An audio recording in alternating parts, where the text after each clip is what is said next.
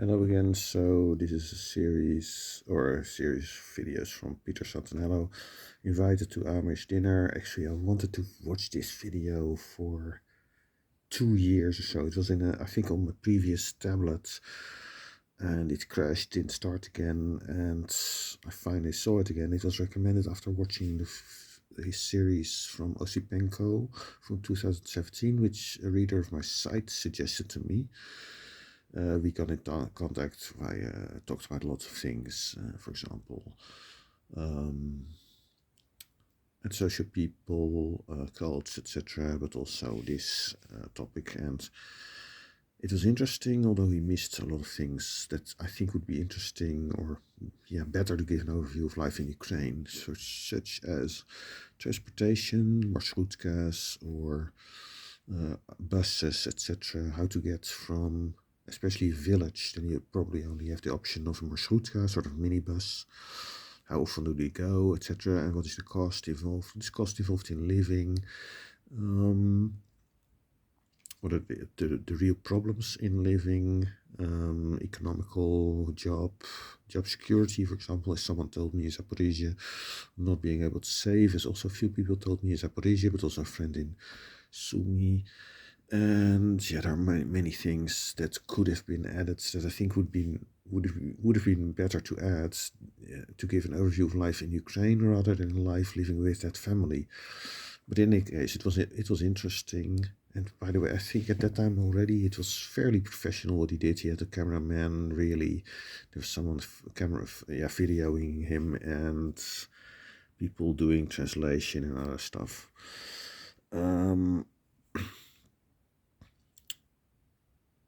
So there were some things missing. I do describe a little bit about that. A little bit, I think enough, to the costs of transportation, of living, not being able to save. So the things that I ask people, what life is like, what's the problems in life. I suggested someone here at the hotel where I'm currently staying for a bit, until I fixed a few things, which is maybe do a sort of interview and what's life like. Как жить сейчас в Кременчуге. And there's two people there. One is an older woman, other younger. The older woman said, it's more like more what it's like to survive, not to live. It's interesting that in Russian the word survive is more like in Dutch. So leven is žít, is to live, and to survive is overleven in Dutch. And it works about the same in Russian, also with sheet. Vyžít. And maybe I'll do that coming days. I will see. I wanted to show a little bit about this, which was interesting because it was similar to what someone told me here here in Ukraine.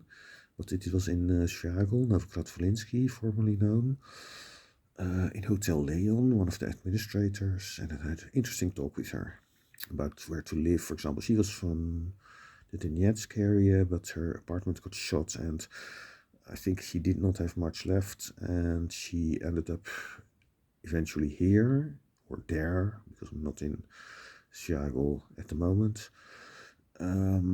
And I asked her what she thought life was like there, or better there, or as it was then in the city where she lived in the Donbas area.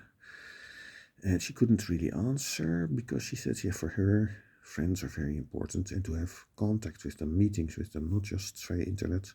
For me, that's more okay. Internet connections, I don't really mind. But I can easily make friends, I said, so it's not really a problem. But I think for her, the longer, older term friends are very important. And that's true for another friend of mine as well, whom I talked to about this topic. Or at least his wife, and he said that his wife wouldn't want to leave the city because of friends there. And By the way, this woman in Hotel Leon was very interesting, also interested.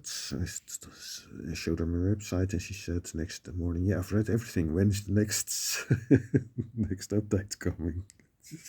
I said, yeah, I don't know yet because it takes time. I'm doing things. Updates are irregular. But that was cool. I had also interesting experience in Rivne with someone who was at a mini museum of the owners, previous owners of Rivne. Yeah, not just a house. No, he owned an entire city. She was cool.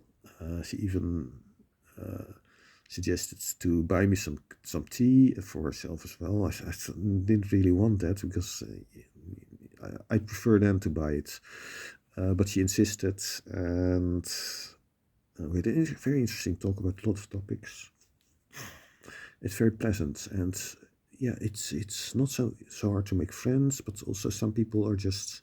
And I'm not saying you find people that you think, wow, it's nice to talk with them everywhere, but enough. And I haven't really had that in the Netherlands. Not really, not the same feeling.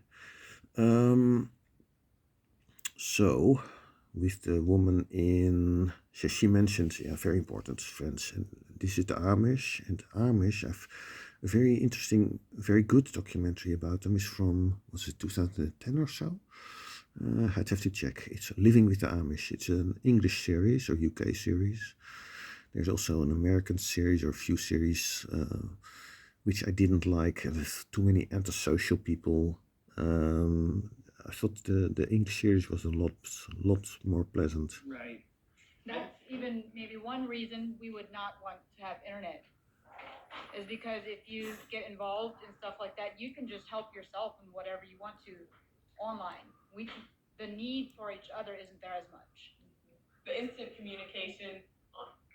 Yeah, for some it's enough. For me, it's mostly enough. I can stay alone. I don't have any issues with that, and do my thing, and have contact with friends via internet, for example. But yeah, that was very interesting similarity. And by the way, the Amish are very similar in certain things, like that they think about life. Not all of them, but that was shown in that English series. It's very interesting how they think about all sorts of things in life and understand life. And that also happens with Jehovah's Witnesses. And some people say, yeah, it's a cult or something. I don't consider them a cult. It's a religion, although I have some issues with things that I think are bad, such as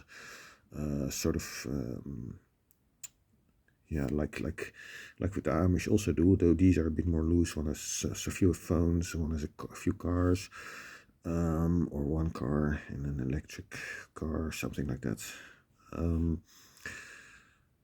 So these are more loose Amish, not really the strict ones. And one of the rules is that if someone doesn't want to keep to the faith after Roomspringen, which is a year that you can, or a year, a really unlimited period it seems, where you can decide what to do, stay with them or go into the world. Is that, for example, with the Amish, they're not prepared for the outside world properly. And the Jehovah's Witnesses have something similar. But if you push someone out of that community, then he has not got a real network of support if he needs it, which is, I don't think that's good. But there are other things also I don't agree with, although they do understand life very well. It's very interesting to always talk to them. So a lot of people don't like them when they ring. I think always, oh, that's interesting. Okay, maybe you find this interesting. Oh yeah, I think I can tell a lot of interesting stuff also from other meetings that I had. It'll go definitely on my website, written form. I may make some videos about it. If you have other suggestions or questions or something, just ask. And maybe I'll make a video. I may have already made a video about it because I made a lot of videos but haven't uploaded so much because of very poor internet in almost all places. That's it for now. Bye.